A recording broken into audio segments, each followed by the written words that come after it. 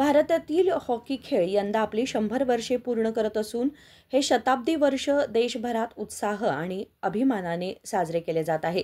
याचाच भाग म्हणून हॉकी बेळगाव संघटनेतर्फे आयोजित आंतरमहाविद्यालयीन मुलामुलींची हॉकी स्पर्धा नुकतीच उत्साहात पार पडली. टिळकवाडी बेळगाव येथील सुभाषचंद्र बोस मैदानावर या स्पर्धेचे आयोजन करण्यात आले होते. स्पर्धेच्या उद्घाटन समारंभास प्रमुख पाहुणे केंद्र सरकारचे व्हिजिलन्स अधिकारी सागर देशपांडे, कन्नड पत्रकार M.K. हेगडे, बसवेश्वर बँकेच्या संचालिका शैलजा भिंगे, अमोल राजे यांच्यासह मान्यवर मंडळी उपस्थित होती.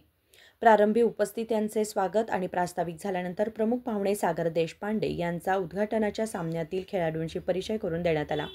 त्यानंतर त्यांच्या हस्ते स्पर्धेचे उद्घाटन करण्यात आले.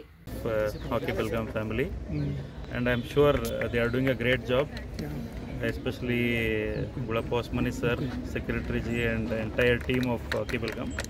I wish them all success, and I'm sure I'll be there with them for anything they want to do in the future course of time. Are you sportsman, sir? Of course, I'm a cricketer. I'm not a hockey person. I have played for state in my past. Which college?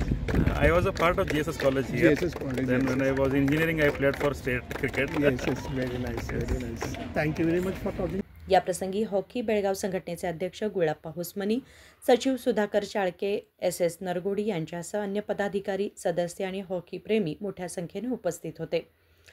स्पर्धेमध्ये शहर परिसरातील 8 महाविद्यालयीन संघांनी सहभाग दर्शवला होता. स्पर्धेतील मुलामुलींच्या गटाचे विजेतेपद अनुक्रमे RPD आणि गोगटे कॉलेजने पटकावले.